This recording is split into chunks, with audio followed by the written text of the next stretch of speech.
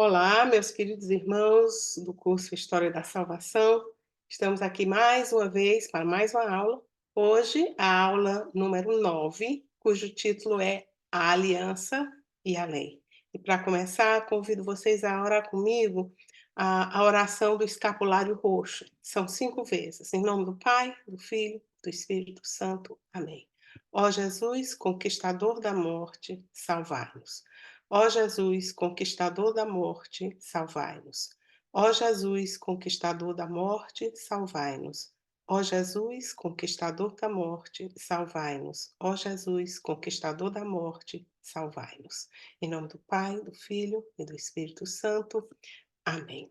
Então, na aula de hoje, nós vamos revisar um pouquinho da Páscoa, o evento da Páscoa, que nós conversamos na aula passada. Nós vamos atravessar o Mar Vermelho junto com o povo de Israel e vamos fazer aliança no Monte Sinai.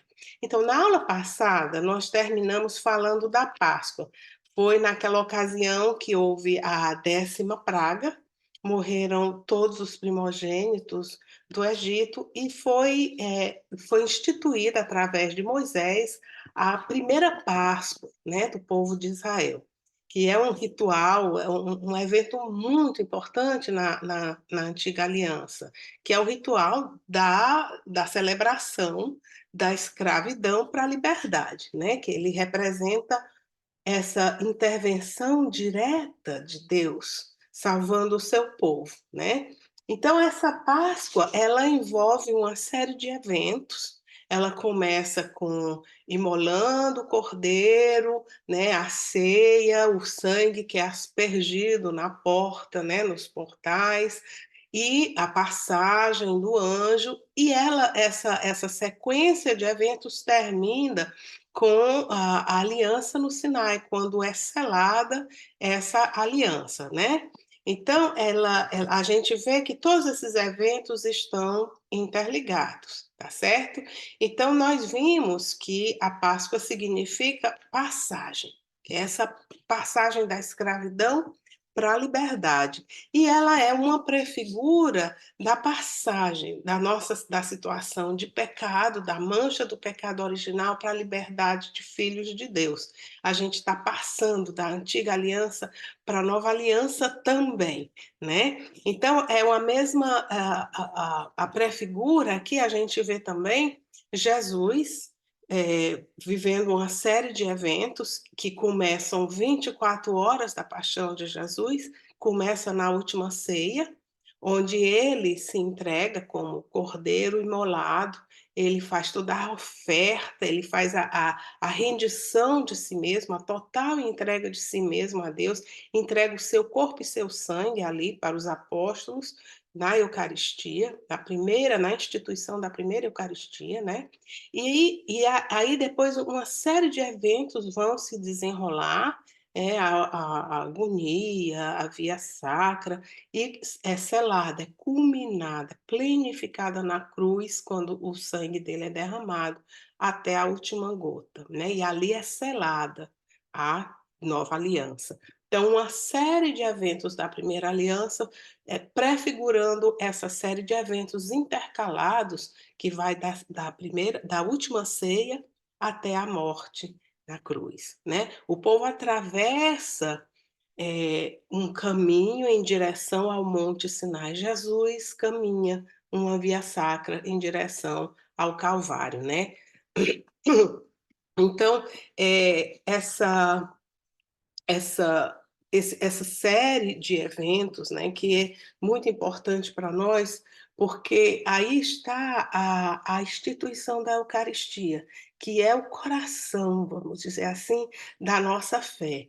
E aí eu queria aqui voltar a falar um pouquinho da Eucaristia.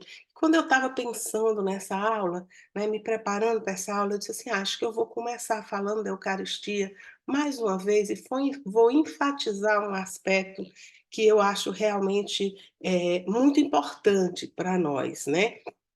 A Eucaristia é quando Jesus se dá a nós para nutrir a nossa fé, para ser alimento, né, para nós, para nutrir nossa fé, para não, e além do seu sangue, que é derramado por nós até a última gota, né, como a gente viu na vez passada, ele é o cordeiro que se imola totalmente, se entrega inteiramente, que os ossos não são quebrados, né, a gente vê que na cruz, os ossos de Jesus não foram, iam ser quebrados, mas não foram na última hora. Então aqui a gente está vendo, assim, muito claramente, toda a primeira Páscoa, a Páscoa de Israel apontando, né, para essa Páscoa nova, que o coração dessa Páscoa nova é exatamente a nossa Eucaristia. Então, pensando nisso, eu fiquei pensando assim: ora, a nossa fé, a fé católica que nós recebemos diretamente de Cristo, transmitida através dos apóstolos, por esses 2000 anos, ela chega até nós na sua totalidade. Nós, católicos, temos esse eu vou chamar de privilégio, porque realmente é um privilégio, é uma bênção. Nós temos o que nós podemos chamar de totalidade da fé. E nessa toda a fé que nós recebemos, que é coroada com a Eucaristia. A Eucaristia é como o ápice dessa totalidade da nossa fé cristã. Então a gente sabe que à medida que outros cristãos, né, nem todos os cristãos são católicos, nem todos os cristãos têm essa totalidade da fé. À medida que eles vão se afastando, eles vão perdendo um aspecto, outro aspecto, um vai perdendo alguns sacramentos, outros já perdem todos os sacramentos, e eles vão se distanciando, vão perdendo a devoção aos santos, a Nossa Senhora, e vão perdendo a unidade com o pastor único, e vão se distanciando e se distanciando. E eu tenho muito amor, tenho pessoas muito queridas minhas, que são pessoas evangélicas, então eu tenho muito amor e admiro muito a fé de algumas dessas pessoas, fé muito firme, mas, de fato, eles não têm essa totalidade, porque a fé deles não inclui esses fatores tão importantes, inclusive a Eucaristia, que é o ápice da nossa fé, que é a coroa da totalidade da nossa fé, né. Então existem muitas religiões no mundo. Existem os católicos e todos os demais cristãos, e existem outras religiões que não são, cristãs. Mas hoje em dia, isso foi uma reflexão que eu fiz, que eu quero compartilhar com vocês, né. Hoje em dia se fala muito, aqui e ali a gente ouve desse sonho de existir uma religião única. E aí a gente pode se perguntar: qual será a vontade de Deus a respeito de uma religião única? Será que Deus quer uma religião única, que nós todos tenhamos uma religião única? Então a resposta, qual será a sua resposta? A minha resposta é: sim, mas depende, né. Por quê? Porque sim e porque depende. Olha, a resposta é sim, porque Jesus disse, eu vou mostrar para vocês aqui em João, vamos ver aqui, João 17:21. Olha só o que é que Jesus diz aqui. Isso aqui é uma oração que ele faz ao Pai, pedindo pela união de todas as pessoas que creem, né. Ele diz assim: "Para que todos sejam um, assim como tu, Pai, estás em mim e eu em ti, para que também eles estejam em nós, e o mundo creia que tu me enviaste." Então, é desejo de Jesus e é desejo do Pai que nós sejamos um, que nós todos creiamos em Jesus, e assim como o Pai e o Filho são um, que todos nós sejamos um nele. Então, sim, é desejo do Pai que nós sejamos um só. Nós acreditamos que esse é o desejo do Pai. Agora, vamos colocar o porém dessa história, né. Nós sabemos, nós já vimos que Satanás é especialista em distorcer as coisas. Ele distorce, ele pega um pedacinho da verdade, ele distorce, ele pega a vontade de Deus e dá uma distorcida e apresenta uma coisa que parece a vontade de Deus, mas não é. Nós vimos isso acontecendo, isso ele é especialista, Satanás é especialista nisso, ele faz isso desde o começo da história. Lá na segunda aula, nós vimos muito bem que quando Deus criou Adão e Eva, era da vontade de Deus que Adão e Eva entrassem nessa intimidade da Trindade. E o verbo que nós usamos para isso em teologia é divinizar ou deificar, né? É da vontade de Deus que o homem participe da vida divina. O homem nunca poderá ser Deus independente de Deus, isso é impossível. Mas Deus sempre quis, desde o começo, que nós participássemos da vida divina e que nós, participando da vida divina, nós fôssemos como deuses, mas não independente de Deus. É aí que Satanás faz? Ele vem e distorce, né? E ele fala assim: ah, não, que história é essa que não pode comer desse fruto? Se vocês comerem desse fruto, será que não pode mesmo? Olha, se vocês comerem, vocês serão como deuses. E aí, aquilo que Deus tinha colocado no coração de Adão e Eva acende aquela luz. Ah, então é por aí, Deus quer isso. E aí eles caem na tentação. Satanás continua fazendo a mesma coisa. Ele pega uma fração da vontade de Deus, uma fração da verdade, e aí ele cria um engodo ao redor, cria toda uma fantasia mentirosa ao redor e apresenta. E as pessoas muitas vezes caem nessa história. Então aí é que eu digo, sim, é da vontade que nós sejamos um, porque Jesus pediu ao Pai que nós fôssemos um. Está no coração de Deus que nós sejamos um, mas não do nosso jeito, não de um jeito qualquer, mas sim do jeito de Deus. E aí, gente, quando a gente vê algumas propostas de religião única por aí, nossa, eu vi algumas coisas sobre religião única. Parece assim, grupo de autoajuda. As pessoas vão lá para se sentir bem, vão lá para se autoajudar e ajudar umas às outras, uma coisa assim muito bacana, muito bonita, muito cheia de sentimento, mas absolutamente vazio. Uma coisa vazia, por quê? Porque ali não existe a busca de Deus, não existe a busca de um relacionamento com Deus. As pessoas estão ali se unindo ao universo. E nessa hora, oração passa a ser um desejo do coração, que você dirige ao universo. Então, a pessoa diz assim: ah, eu quero que o meu filho passe no vestibular. E aí essa considera como se isso fosse uma oração. Bom, isso é um desejo. Tudo bem, um bom desejo. E outros vão achar que oração é pensamento positivo. Nada contra, pensar positivo não é mal.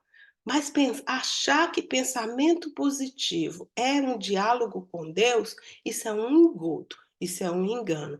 Então, esse tipo de religião vazia, aguada, que foi perdendo todos os elementos essenciais da nossa fé, a totalidade da nossa fé, tudo que compõe a nossa fé foi aguando, aguando, aguando, aguando, descendo, nivelando por baixo e virando uma assembleia de grupo de autoajuda vazio, sem busca de Deus, né? E a verdade, nessas horas, nessas assembleias, a Eucaristia perde total importância. A Eucaristia não é valorizada, né? A Eucaristia deixa de ser o centro da fé. E ela é colocada assim, é descartada. Enquanto que a verdade, agora eu vou dizer para vocês a verdade. A verdade é que é exatamente a Eucaristia que nos faz um. Jesus nos deu a Eucaristia para que nós pudéssemos ser um. A Eucaristia, que nos transforma num só corpo, numa só unidade. Então, ao invés de diminuir a importância da Eucaristia, nós deveríamos enfatizar, valorizar, né? Renovar o nosso fervor e a nossa reverência à Eucaristia, porque é ela que vai nos fazer um. Então, São Paulo entendeu isso tão bem. Ele entendeu tão bem que ele disse isso aqui. Olha, aqui em 1 Coríntios 1 Coríntios 10:17, tá? Ele diz assim: "Uma vez que há um único pão, nós, embora sendo muitos, formamos um só corpo, porque todos comungamos do mesmo pão." Então esse pão é a Eucaristia.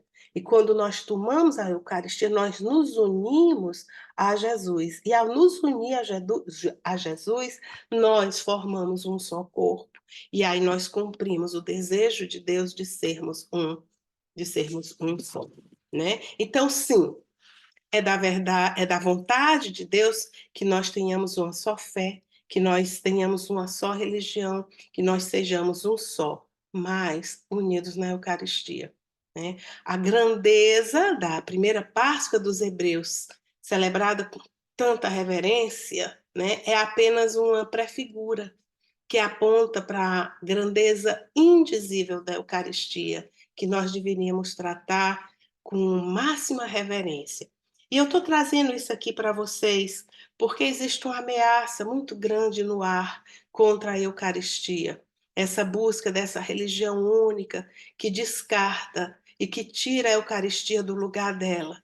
E aí eu trago para vocês essa reflexão, porque isso vai ser um engano, isso é um grande engano, né? Um grande engano. Não é à toa que a história da salvação nos conta a história da primeira Páscoa dos hebreus. Não é à toa. Essa Páscoa que libertou, que trouxe a grande libertação do povo. Não é à toa. É para nós, hoje. Faz parte da nossa história da salvação hoje. Refletir sobre a grandeza e o valor da Eucaristia e a reverência que nós deveríamos ter, muito mais, né? Então, então o povo depois de receber esse grande presente da grande libertação, eles rumam para o deserto. Eles fogem do Egito, eles rumam para o deserto. E aqui agora eu vou continuar a história. Termino essa minha primeira reflexão e vamos continuar a história, né? O povo saiu do Egito e aí eles foram caminhar em direção ao Monte Sinai. Só que Deus levou eles por um caminho mais longo, né? Por quê? Porque fazia parte do plano de Deus ainda uma última demonstração do poder de Deus para que a fé deles ficasse realmente fortalecida, né? Então Deus levou eles por um determinado caminho, indo em direção ao Mar Vermelho. E acontece que enquanto eles estavam fazendo essa caminhada, e a caminhada deles era lenta, né, carregando criança, carregando rebanho, carregando as coisas todas, com tendas e criança, e mãe, criança de peito, mãe grávida, mulher grávida, criança com menino pequeno, então era uma caminhada lenta, né. E enquanto isso, o faraó, ainda de luto pela perda do filho primogênito dele, se arrepende. Se arrepende de ter deixado a mão de obra barata ir embora. E aí ele reúne uma grande tropa e envia em perseguição dos hebreus, né, onde já se viu. Não é fácil. O faraó representa aqui como é difícil a gente se libertar às vezes de um pecado. Como é difícil. A gente pensa que já se libertou, mas aquela coisa, né, essa insistência do faraó está sempre segurando no pé do povo hebreu. E depois de tudo que aconteceu, ele ainda manda tropas e tropas atrás do povo, perseguindo aquele povo, para trazer o povo de volta, para trabalhar como escravos, né? Então, o que acontece? Acontece uma coisa assim, é, olha só, o povo chega ao ponto que eles começam a ver as tropas do faraó se aproximando de lá, do lado de cá o Mar Vermelho, e eles estão como? Encurralados. Na hora que eles se sentem encurralados, eles se desesperam. Eles fraquejam, eles murmuram, eles se esquecem de tudo que Deus fez até agora. É impressionante a capacidade que esse povo tem de se esquecer de como Deus é poderoso. Será que só são eles? né? Será que você, eu acho que eu já passei, né? Acredito que você também já se viu numa situação assim, encurralado, de um lado as tropas do faraó, do outro lado o Mar Vermelho, para onde eu vou? Para onde ir? Não tem saída, não tem saída. Aí dá aquele desespero, o povo entrou em desespero. Dá aquele desespero, eles ficaram desesperados, e aí o que que acontece? Nessas horas, nós, na história da nossa salvação, temos que nos recordar, não vamos cair no engano deles, de nos esquecer de como Deus é bom, de como Deus age na nossa vida, de tantas bênçãos, de todo tanto cuidado que Deus nos deu. E aqui serve para a nossa vida pessoal, a história pessoal da nossa salvação, como para a humanidade, para o mundo que nós vivemos hoje, a sociedade que nós vivemos hoje. Algumas vezes a gente pode pensar assim, puxa vida, para onde esse mundo está indo? Né? De um lado é o Mar Vermelho. Se entrar lá, vai morrer. Do outro lado vem a tropa do faraó. Não tem saída. Não tem para onde ir. Por onde é que nós vamos? Estamos completamente encurralados.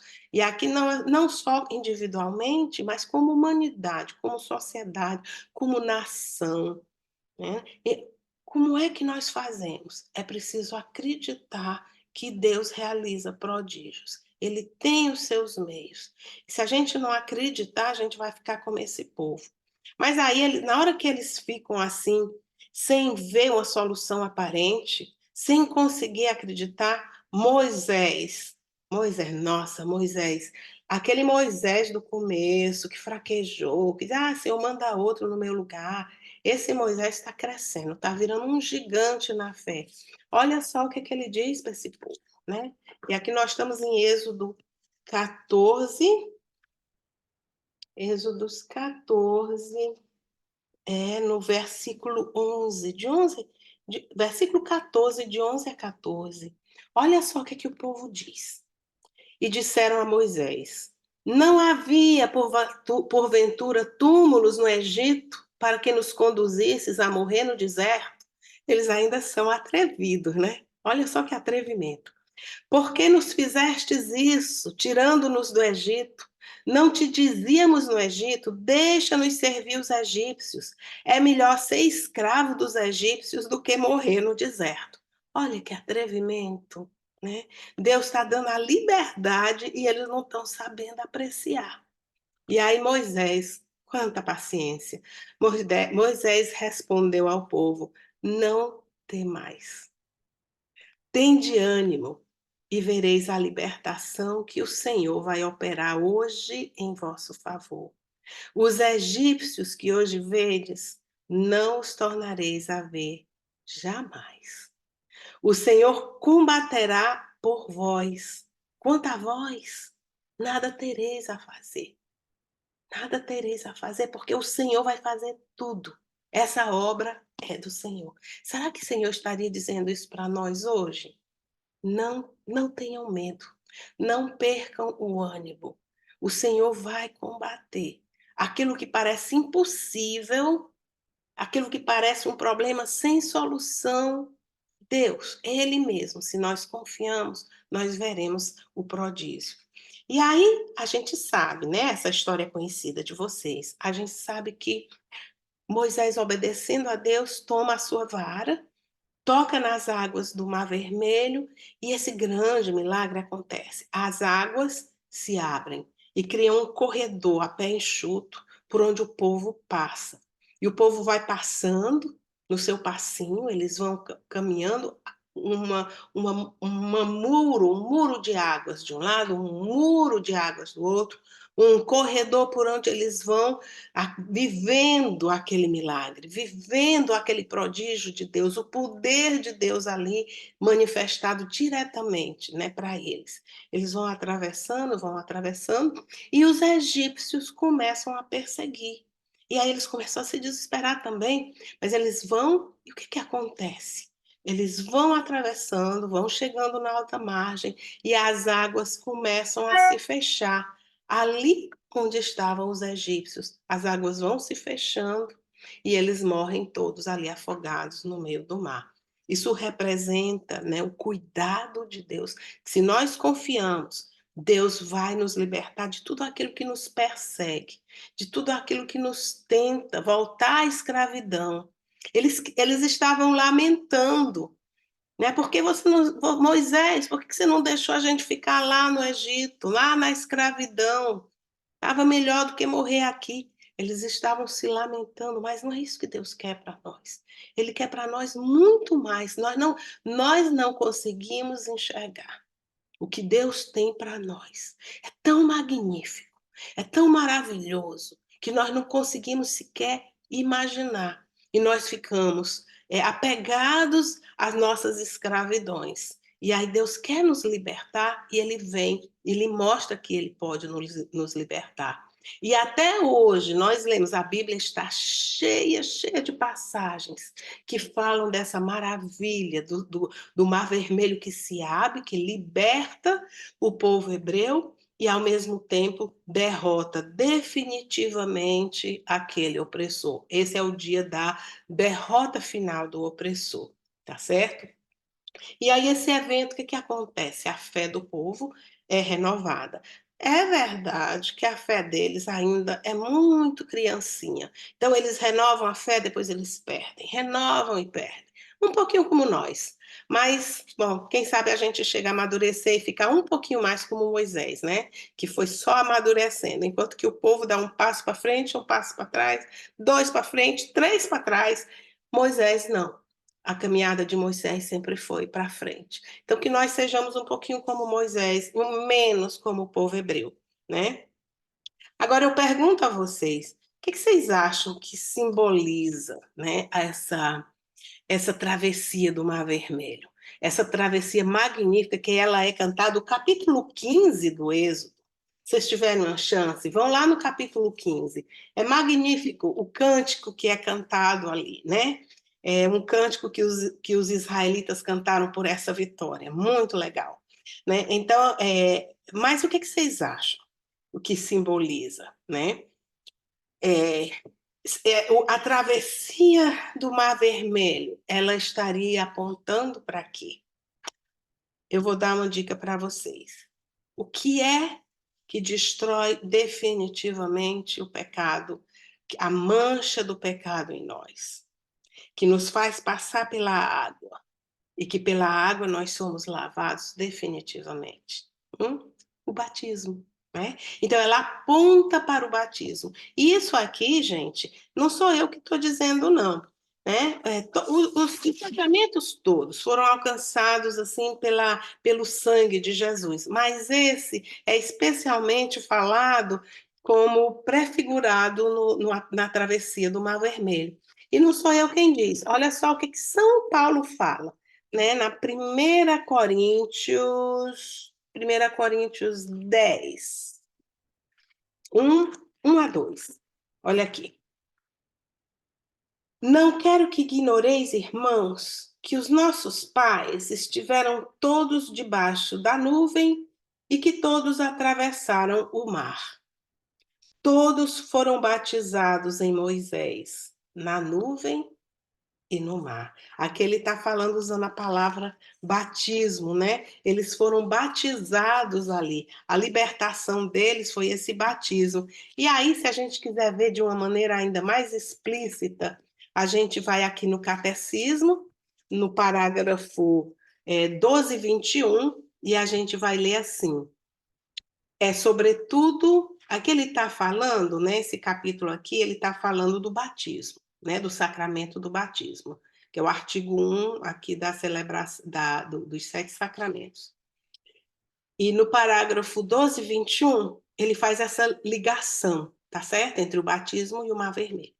Quando ele diz, sobretudo a travessia do Mar Vermelho, verdadeira libertação de Israel da escravidão do Egito, que anuncia a libertação operada pelo batismo, né? Então, como seria se o mundo, se todos nós que somos católicos soubéssemos valorizar verdadeiramente, apreciar verdadeiramente as riquezas dos sacramentos, né. Fica aí uma reflexão pessoal para nós, para vocês, para a gente refletir. Olha, a Bíblia inteira, o Antigo Testamento inteiro, está apontando para os sacramentos, um a um, apontando para os sacramentos. E até onde nós vamos, se nós não valorizarmos esse grande presente de Deus, né? Mas a história continua, porque Deus não levou esse povo só para atravessar o Mar Vermelho, não. Para que foi que Deus chamou esse povo? Quando Deus chamou Moisés, a primeira vez, aula passada, Deus disse assim: "Traga meu povo aqui, nesse monte", ali naquele monte onde Moisés, teve esse encontro com Deus, na sarça ardente, que foi no Monte Sinai. Ele disse: "Eu quero que você traga o povo aqui para celebrar uma festa comigo, fazer um sacrifício, oferecer um sacrifício para mim". Então, esse era o objetivo. Moisés estava levando o povo para esse encontro com Deus ali no Monte Sinai, né. E aí depois de eles foram 3 meses, passaram-se 3 meses desde que eles saíram do Egito, e eles estão ali no deserto, e eles chegam no Monte Sinai, né. Hoje em dia ninguém sabe localizar exatamente o Monte Sinai, nesse tempo todo, né, nesses, quase 4.000 anos, a geologia, as coisas mudaram um pouco, não se consegue sim reconhecer onde é que ficam as montanhas do Horebe, mas esse específico monte não se tem bem certeza, algumas pessoas dizem sabem apontar aqui ou ali, mas não existe um consenso sobre exatamente que monte é esse. Mas é um monte que tinha, né, ali naquela região, uma região montanhosa do Horebe, e ali foi onde Deus apareceu a Moisés na sarça ardente. Ali Deus queria reunir o seu povo. E aí o povo chega lá. E essa experiência lá no Sinai é o selo da aliança. Olha só, Deus levou o povo ali, não foi para brincar, não. Não foi simplesmente para oferecer um sacrifício qualquer. Esse povo foi ali porque Deus queria fazer a aliança com ele. Gente, isso é algo inédito, algo inédito. Deus havia feito aliança já com Abraão, com Isaac, com Jacó, ele foi renovando a aliança com esses patriarcas, né, e agora ele está querendo fazer aliança, mas não é com um indivíduo, não é com uma pessoa, ele agora quer fazer aliança com um povo que ele escolhe para ser o povo dele, né. E eu quero conversar mais sobre isso, porque isso é um tema muito importante, muito querido para Deus, né. Então eles chegam ali, naquele local, eles ficam no pé do monte, e Moisés sobe e desce do monte, trazendo e levando, o que Deus está pedindo do povo, né. Então ele sobe e desce várias vezes, ele se torna ali um verdadeiro mediador entre Deus e o povo, levando e trazendo, né, as comunicações de Deus. E aí ele revela a Deus, revela ao povo que Deus quer fazer aliança com o povo, né. E aí o povo aceita, e nessa hora, nessa ocasião, Deus se manifesta com muitos sinais, né, trovoadas, relâmpagos, terremotos, muitas manifestações de fenômenos naturais, e a palavra de Deus diz que o povo não via a Deus, né, ninguém via a Deus, mas se ouvia a voz de Deus, né? E aí Deus se faz ouvir e revela, se faz ouvir que ele quer fazer uma aliança com o povo, ele coloca para o povo os termos da aliança e o povo aceita. O povo fica apavorado, eles ficam com muito medo, mas eles aceitam. Só que eles pedem Moisés: olha, nós não queremos falar com Deus, não, eles estavam apavorados de ouvir aquela voz de Deus, com medo de morrer, né? E aí eles dizem: você fala com ele e a gente obedece, você mesmo, por favor, cuida de ir lá e falar com ele.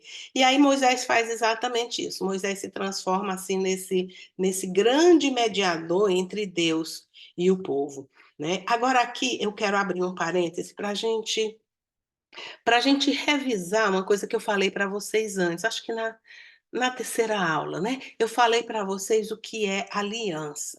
Aliança, ela é diferente de contrato, tá? Presta bem atenção. Vamos ver se vocês recordam bem. Contrato é uma troca de bens e serviços, né? É uma troca,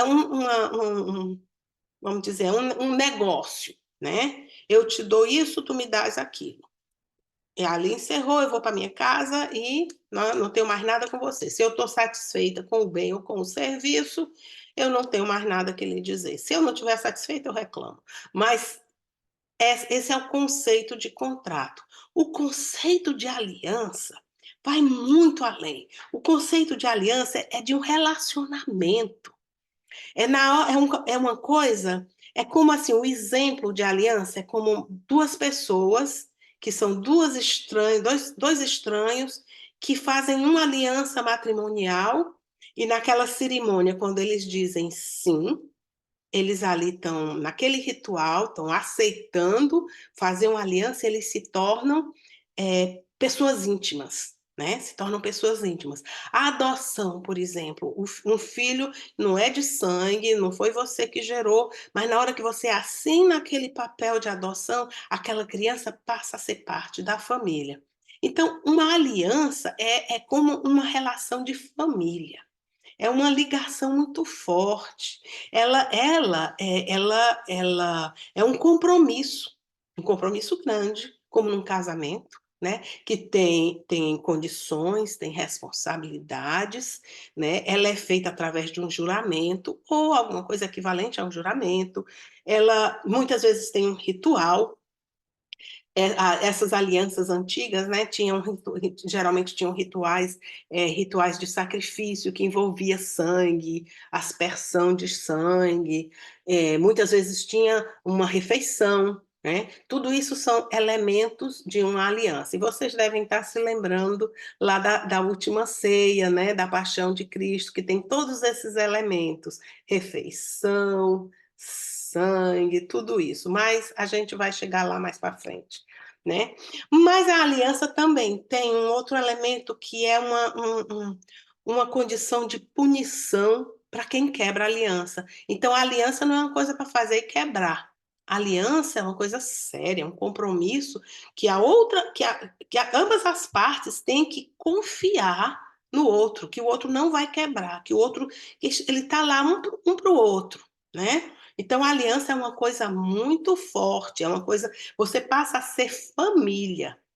E, inclusive, as pessoas que faziam aliança, eles passavam a se chamar de irmão, né? Mesmo que não fosse irmão de sangue. Então, a aspersão de sangue que tem, ela simboliza duas coisas. Uma é que ali as pessoas que não são do mesmo sangue, elas vão passar a se tratar como se fossem irmãos de sangue, como se fossem parentes, como se fosse pai e filho, né? Vai haver uma ligação de sangue. Mas o sangue também simboliza a punição. O derramamento de sangue também tem esse caráter de punição para aquele que quebra a aliança. Então, a aliança não é uma coisa para ser quebrada, tá certo?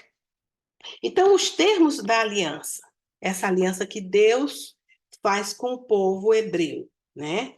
Povo de Israel. Os termos da aliança são esses aqui, e eu vou ler para vocês no capítulo 19 de Êxodos, no versículo 5. Olha só. Isso aqui é Deus falando para Moisés dizer para o povo, né? Agora, pois, se obedecerdes a minha voz e guardardes minha aliança, essa é a condição, né? Essa é a condição. Sereis meu povo particular entre todos os povos. Toda a terra é minha, mas vós me sereis um reino de sacerdotes e uma nação consagrada. Tais são as palavras que dirás aos israelitas. Então, Deus está querendo fazer aqui essa aliança e fazer do povo um povo particular, um povo seu, um povo escolhido. O que que Deus está fazendo?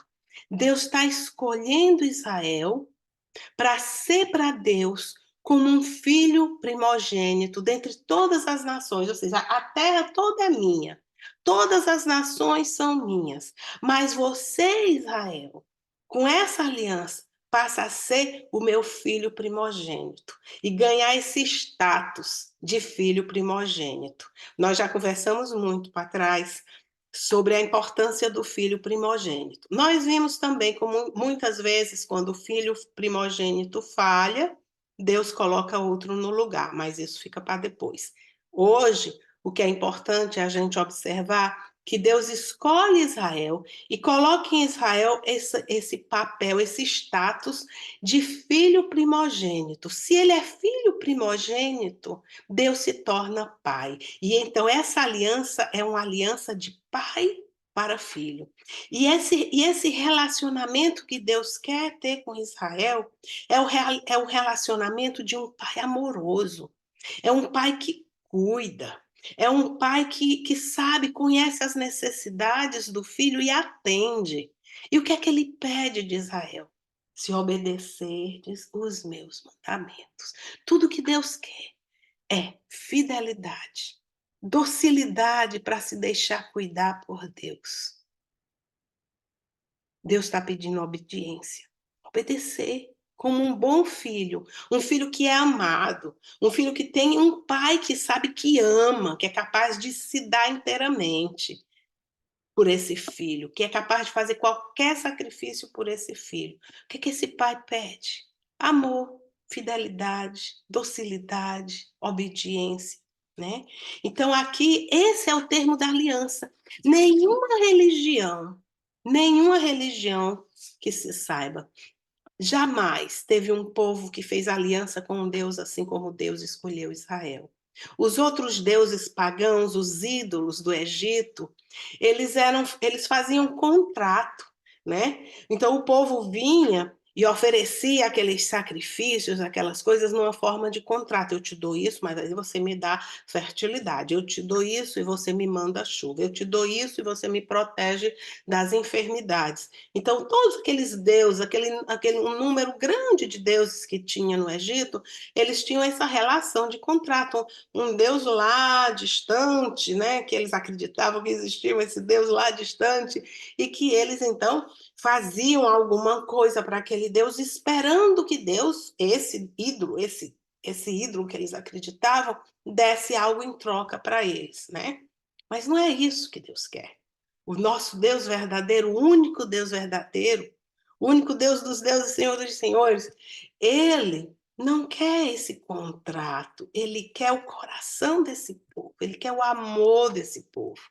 Então, é a fidelidade a Deus que Deus quer, né? É assim, é a renovação dessa aliança feita com Abraão, com Isaac, com Jacó, só que agora feita com todo o povo. E aí Deus dá a esse povo a missão de ser um reino de sacerdotes, uma nação consagrada. Nação consagrada quer dizer o quê? Uma nação santa, né? Como nação santa, sacerdotal, com uma missão de, como filho primogênito, levar a luz de Deus para todas as nações, levar a bênção de Deus para todas as nações. Então, uma mediadora, ela ser como uma nação mediadora, um sacerdote é um mediador, né? É um ministro que se coloca entre Deus e o povo. Então, essa nação, chamada por Deus a ser um filho primogênito, uma nação real, com reis, uma nação sacerdotal, uma nação santa, para se colocar como um sacerdote entre Deus e todas as demais nações, para trazer a bênção de Deus para todas as demais nações. Então, essa aliança não era uma aliança somente para a salvação de Israel. Era uma missão, uma vocação, um chamado para que Israel fosse luz para todas as nações, né? Então, essa é a aliança que Deus queria fazer ali no Sinai e fez ali com o sinal no Sinai com o povo, né? Uma graça verdadeiramente merecida. Israel não merecia. Israel, quem era Israel nesse tempo? Os escravos, eles não tinham nada, né? Não sabiam de nada. A vida deles era só trabalho escravo, trabalho escravo. eles não tinham, assim, uma maturidade de religiosa, eles conservavam a fé dos patriarcas, mas de uma maneira muito simplista, né? Porque, na verdade, a religião dos patriarcas ainda não tinha sido organizada. Ela vai se organizar agora com Moisés.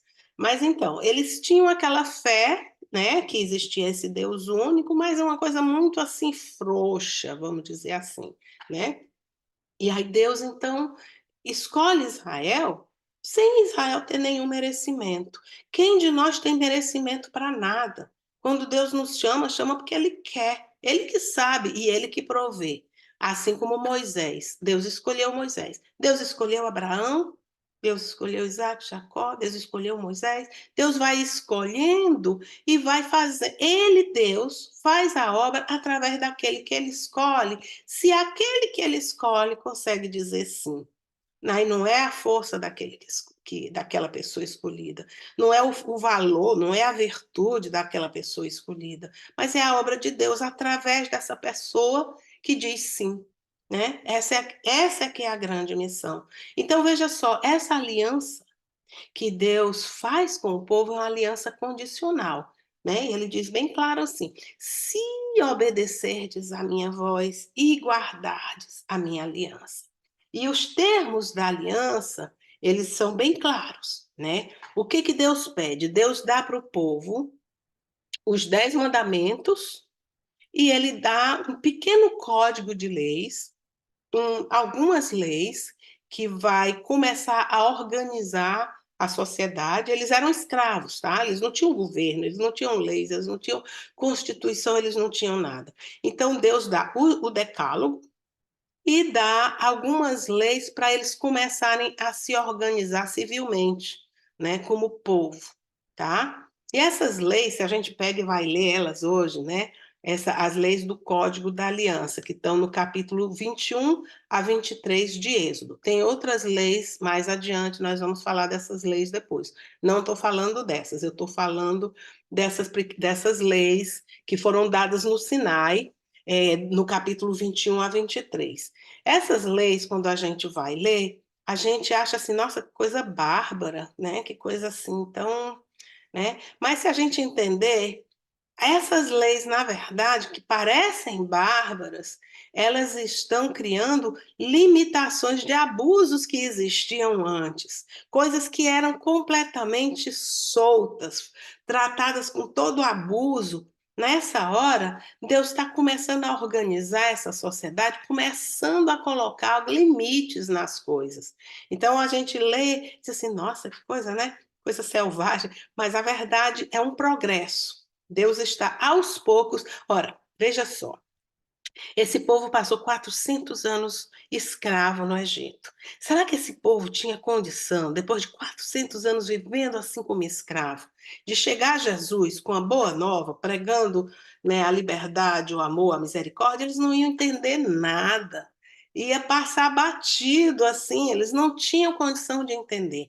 Precisou que Deus fosse pedagogicamente preparando esse povo, preparando eles para poder aceitar um dia a boa nova, a nova aliança. Eles não tinham condição. Então, todo esse código inicial de leis era no sentido desse povo começar a se sentir povo, começar a se sentir nação. Que eles antes eram um bando de escravos. Deus queria que eles tivessem um pouco de organização para começar a se sentir civilmente, se sentir como uma organização, como uma nação, como um povo. E aí Deus dá esse pequeno código, né? Mas isso não é o coração da aliança. Isso daí é uma coisa à parte que Deus dá para ajudar o povo a se organizar. A aliança, ela é fundamentada nos 10 mandamentos. Esses são os termos da aliança, né? Então, veja só, o povo concorda, ele concorda com essas alianças, e aí Moisés sobe o monte e lá ele fica 40 dias e 40 noites diante do Senhor, na presença do Senhor. E aí nós sabemos, e vai ser o tema da nossa próxima aula, nós sabemos que o povo de começo, quebrou logo a aliança. E por conta dessa quebra da aliança, para renovar essa aliança foi que Deus instituiu, Deus entregou para o povo muitas outras leis, né? Porque ele viu que o povo não estava preparado e que o povo ia precisar mesmo ainda aprender muita coisa. Nós vamos discutir esse assunto na próxima aula. Mas por hoje eu quero voltar aqui para a aliança, né? Porque eu acredito que isso fala para a nossa história de salvação pessoal e para a história do mundo que nós vivemos hoje, esse tempo que nós vivemos hoje. Deus queria fazer aliança com esse povo, fez aliança com esse povo, e Deus quer fazer aliança com você, né? E os termos da aliança são muito simples. Os termos da aliança são o seguinte: eu serei o teu Deus, e tu serás meu povo, tu serás meu. Eu serei o teu Deus e tu serás meu. E aqui é nessa relação de pai e filho. É um relacionamento. Não é aquela história de chegar para Deus, Deus me dá isso que eu te dou aquilo. Essa é uma coisa de buscar estar em Deus, de buscar conhecer a Deus, de buscar penetrar no coração de Deus como um filho que se coloca junto do peito do pai, que abraça amorosamente aquele filho, aquele pai que cuida, que protege, que atende todas as necessidades, que está ali para o filho. É isso que Deus quer ser para nós, fazer aliança com Deus, é estar ali, é estar ali na presença de Deus, unido no coração de Deus, né? Unido em amor. Agora veja só, amor na Bíblia, principalmente aqui no Código nos 10 Mandamentos, amor não tem nada a ver com sentimento. Essa história de amor, sentimento é recente. Isso não faz parte, né, da Bíblia, não. Esse amor de sentimento tem, inclusive, outro nome. Em português é tudo fala amor, mas existem outros nomes para isso, né, que foi tudo traduzido por amor. Amor aqui na Bíblia, esse amar a Deus acima de todas as coisas, não é amor de sentimento, é esse amor de filho, é esse amor de obediência, de docilidade, de exclusividade, de fidelidade a Deus. Esse é o tipo de amor, né? Então, agora eu vou falar um pouquinho para vocês dos 10 mandamentos, para que eu não me alongue muito, que eu fico falando da aliança. Eu acho tão bacana falar da aliança, porque para mim isso é a coisa que Deus mais quer, tá certo? Ele fez tudo isso para libertar o povo, para levar o povo para o Monte Sinai, para fazer aliança. É isso que Deus quer. E toda a obra de Deus da história da salvação vai passando por cima de aliança. Jesus vem e faz a nova aliança. A aliança é algo do coração de Deus. Isso para mim é muito precioso. Por isso que eu enfatizo, Deus quer fazer aliança com você. Ele quer que você seja capaz de dizer: eu sou teu, meu Deus, e tu és meu. É isso que Deus quer, ele não quer muita coisa, né? A gente vai ver mais adiante, eu estou adiantando aqui já as coisas. A gente vai ver mais adiante os profetas, quando na pedagogia de Deus a coisa vai se desenvolvendo, os profetas dizendo: olha, Deus não quer, Deus não está se importando com os holocaustos e com os sacrifícios, Deus quer o teu coração, povo. Os profetas mais adiante já vão começar a preparar o povo, né, para a nova aliança, já preparando. Não é isso? Deus não quer sacrifício, Deus não quer holocausto, Deus quer o coração. E isso se continua acontecendo hoje. Deus quer de nós amor, amor. E se a gente ama a Deus e a gente é fiel a Deus e se a gente obedece a Deus, aí sim a gente está cumprindo tudo que Deus quer e o mundo seria completamente diferente, né? Mas vamos lá, os 10 mandamentos. São 10 mandamentos ou decálogo, né? É a mesma coisa. Eles são o coração da aliança. E Jesus nunca desmanchou isso, tá? Então, essa é a fundação moral da aliança entre Deus e o povo, é o coração da religião de Israel, e ela é reafirmada por Jesus. Jesus diz assim: eu não vim abolir a lei, Jesus está falando dos 10 mandamentos, mas eu vim para levá-la à perfeição. Né? Ele está se referindo aqui exatamente aos termos da aliança. tá certo? Esses 10 mandamentos, nenhum deles tem prescrição. A gente vai ver mais adiante, tem a opção de prescrições, né, específicas. Os 10 mandamentos não têm prescrições específicas, são, são leis universais, para que todas as pessoas vivam em todos os momentos.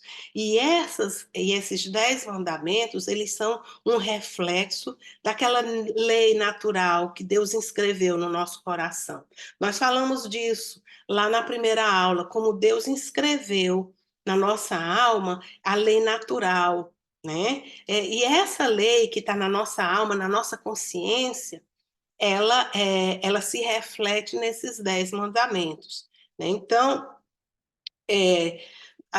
quando a gente vê, por exemplo, é, o decálogo, as três primeiras leis, né, são os três primeiros mandamentos, vamos dizer assim, eles se referem a Deus, né? Então, assim, Deus está pedindo exclusividade. Olha só, nós estamos aqui num contexto.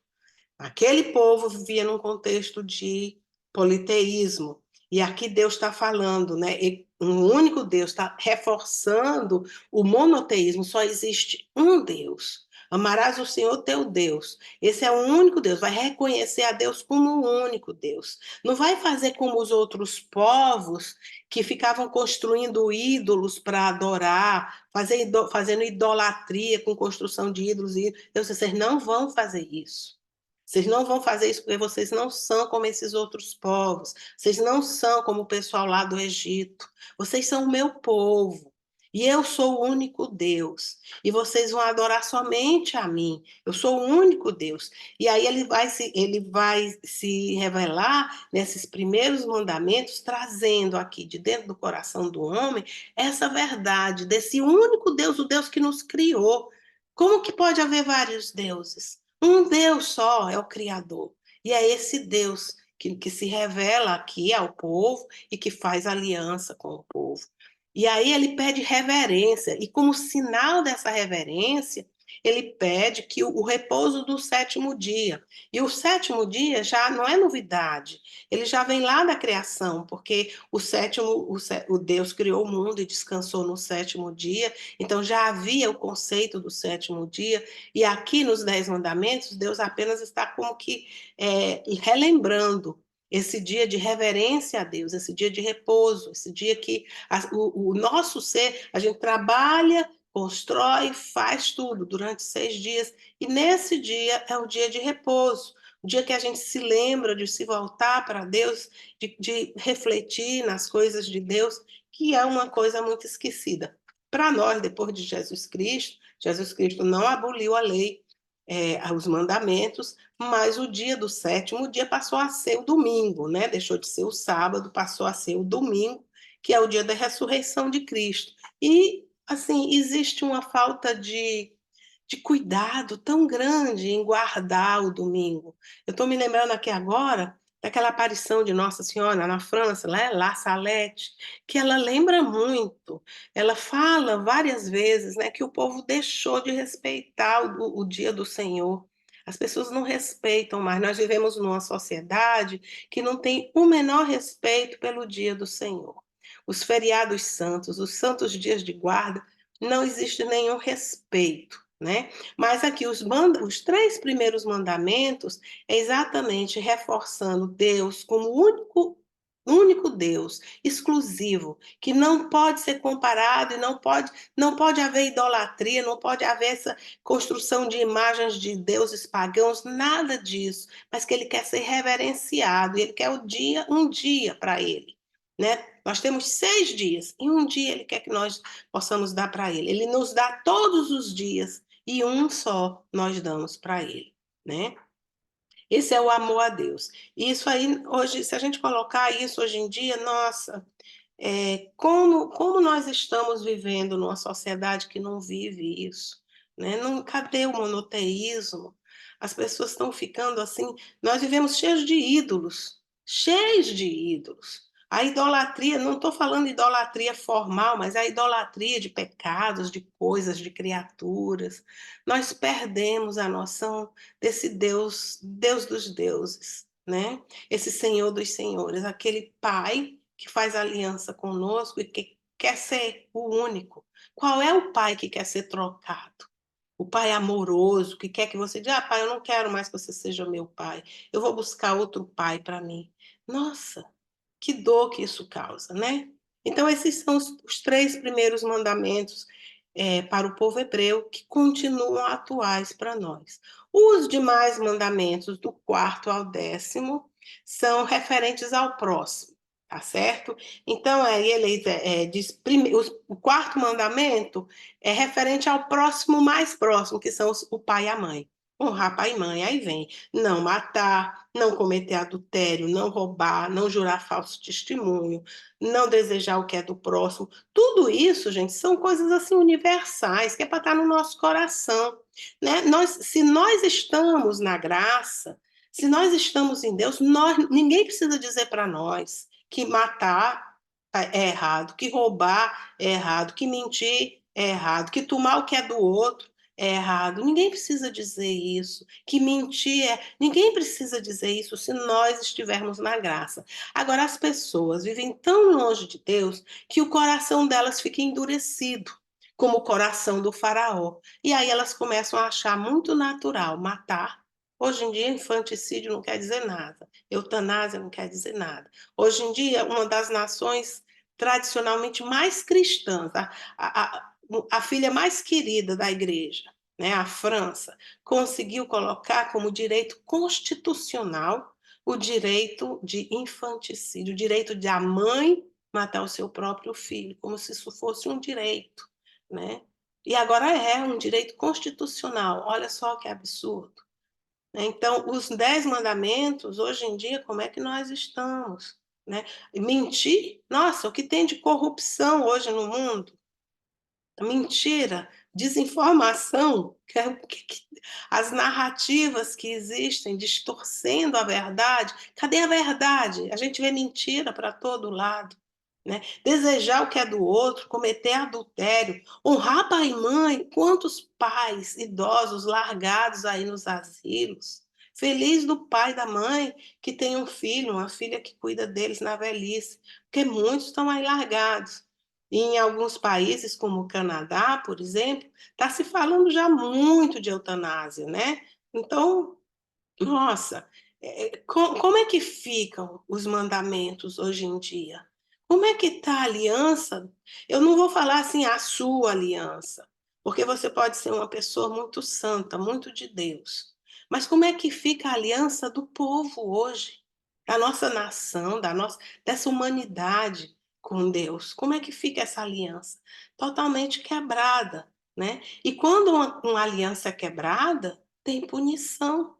Tem punição. Então, hoje, nenhum desses mandamentos está sendo vivido. Então, como não esperar que Deus um dia mande uma punição grande para que nós possamos acordar para o que está sendo feito, né? Então, bom, Jesus, voltando para a história, não perdeu o fio da meada, Jesus reafirma os 10 mandamentos. Ele diz, olha, isso não é coisa do passado, né? Eu não vim para abolir os 10 mandamentos, eu vim para levá-los à perfeição. E o que significa quando Jesus fala assim, levar à perfeição? O que significa isso? Vou dar um exemplo. Por exemplo, com relação ao sábado, né? Os fariseus diziam que Jesus estava quebrando o repouso do sábado, porque ele curava em dia de sábado. Aí Jesus, o que Jesus está querendo mostrar quando Jesus insiste e continua curando em dia de sábado, o que ele está querendo dizer é que ele não está quebrando, porque a caridade, o amor ao próximo está em perfeita harmonia com o mandamento de guardar o sábado, né? Santificar a caridade e o santificar o dia do sábado não estão em conflito, né? Pelo contrário, Jesus ali ele tá alertando ao legalismo. É preciso tomar conta para não cair no legalismo. É assim, olha só, vamos ver aqui o que é que Jesus diz em Mateus, né? Uma coisa é eu dizer e a outra coisa é eu mostrar aqui para vocês o que que Jesus está falando. Aqui em Mateus 5:17, você quer no Sermão da Montanha, tá? Jesus diz assim: não julgueis que vim abolir a lei ou os profetas. Não vim para os abolir, mas sim para levá-los à perfeição. Então é isso que Jesus está fazendo. Jesus está levando a questão do sábado à perfeição, que é a caridade, que é o amor a Deus. Não é simplesmente você ficar não fazer nada no dia de sábado. Não é isso que Deus tinha em mente. O sábado é um dia para amar, para você poder se desligar das outras coisas e poder colocar o seu coração a serviço de Deus e do irmão, né? Então é assim. E como é que nós podemos cair no legalismo? Né? Nós caímos no legalismo de várias maneiras, quando nós não entendemos a lei do amor, quando nós nos aproximamos de Deus para fazer contrato com Deus. Aí nós caímos no legalismo, a gente vai se aproximando de Deus, Deus quer o nosso coração, Deus quer fazer aliança, Deus quer a nossa vida, o nosso coração, para que Ele possa nos dar a nós a vida dele e o coração dele, todo o amor dele, né? Mas aí nós caímos no legalismo quando nós começamos a viver a nossa religião como se fosse um contrato com Deus. Ah, Deus, eu vou fazer isso aqui, isso aqui, isso aqui, aí tu me dá isso, tá? Então eu vou fazer esse sacrifício para ganhar aquilo. Não, não é isso. Deus quer o sacrifício feito com amor, por amor a Deus. E Ele que cuida de nós, tá certo? Agora, Jesus colocou muito bem que os 10 mandamentos, eles se resumem em dois. Os 3 primeiros é amar a Deus acima de todas as coisas, e os outros mandamentos, amar ao próximo como a si mesmo. E como eu disse, amor não é nada de sentimento, mas para que a gente possa amar o próximo dessa maneira como Deus quer que ame, é preciso que nós nos aproximemos da fonte do amor. E Deus é a única fonte do amor. Deus é amor e única fonte de amor. Então é preciso que nós primeiro amemos a Deus, nos deixando encher pelo amor de Deus, abrindo o nosso coração para que Deus possa infundir em nós essa fonte de amor. E aí sim, nós vamos poder amar o outro com esse amor de Deus que passa.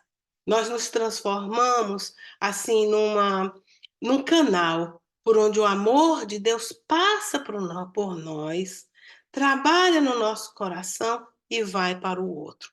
Essa é a grande obra que Deus quer fazer. Esse é o coração da aliança, de lá e atual, e hoje, que Deus quer fazer conosco e com essa humanidade que está vivendo hoje em situação de aliança quebrada, né? Então, é isso que Deus quer fazer em nós. Bom, é, vou agora começar a concluir a nossa aula. Então, como nós vimos, a aliança no sinal é uma pré-figura da nova aliança com Cristo. A nova aliança é selada com o sangue de Jesus. Estou fazendo aqui um pequeno resumo, tudo isso já foi falado. E os termos da aliança é o amor levado à plenitude, tá certo? Moisés é o mediador da primeira aliança lá do Sinai, não a primeira, mas a aliança no Sinai, e Jesus é o perfeito mediador da nova aliança. É um mediador, Moisés foi fantástico, fabuloso, o maior mediador que já teve. Mas Jesus, ele é perfeito. Por quê? Porque Moisés, dentre os homens, esse grande mediador, intercessor, dentre os homens, ele é muito, muito espetacular. Mas ele não pode ser comparado a Jesus, porque Moisés, mesmo sendo um grande mediador, um grande intercessor, ele se coloca entre Deus e o homem, mas ele é apenas um homem. Jesus é homem e Deus. Então veja que maravilha, quando ele se coloca entre a humanidade e o Pai, ele aqui está se colocando perfeitamente unido à humanidade, porque ele é homem, e unido a Deus, porque ele é Deus. Então ele se torna esse perfeito mediador, criando essa comunicação perfeita, esse caminho. Por isso que ele diz: eu sou o caminho. Ele é esse caminho perfeito entre a humanidade e Deus. E ele está sendo representado ali em Moisés, prefigurado em Moisés, porque Moisés representa esse grande mediador do Antigo Testamento, tá? Então, Israel também é uma prefigura de Cristo, né? Pela vocação. Israel tem essa vocação de ser esse reino sacerdotal, essa nação santa para levar luz para todas as nações, e aí é Jesus que vai levar isso, que vai operar essa vocação, esse chamado, essa missão em plenitude. É Jesus que vai fazer isso na cruz, e é ele que vai levar a luz de salvação para toda a humanidade, né? E aí, quando Jesus faz isso e ele nos deixa os sacramentos, nós, né, como igreja, passamos a ser também prefigurados por Israel. Então, Israel, de uma certa forma, também está prefigurando a igreja. E a missão de Israel, de ser uma nação santa, sacerdotal, passa a ser a missão da igreja. E nós, que somos igreja, que somos batizados, nós assumimos essa missão. Então, na verdade, essa missão que é dada a Israel, de ser uma nação sacerdotal, uma nação santa, para levar a luz a todos os povos, essa passa a ser a minha missão, a sua missão. Cada um de nós, batizados, nós recebemos essa missão de ser luz no mundo, de levar a boa nova, de anunciar a nova aliança, né? Seja com palavras, seja com exemplos, seja com testemunho de vida, tá certo? Então, aqui nós terminamos essa aula, né? Nós falamos da Páscoa, falamos da travessia do Mar Vermelho e falamos dessa coisa tão preciosa que é a aliança que Deus fez e quer fazer conosco, que fez em plenitude com Jesus e quer que nós renovemos na nossa vida a cada dia, na história da nossa salvação pessoal. Tá? Na próxima aula, eu vou abordar alguns assuntos que vocês vão adorar, muito interessantes, sobre a lei, essa questão da lei. Parece uma coisa árida, mas não é. Vocês vão ver que não tem nada de árido quando a gente entende o que é, tá certo? Por que aconteceu de ter tanta lei aqui na Bíblia no Antigo Testamento?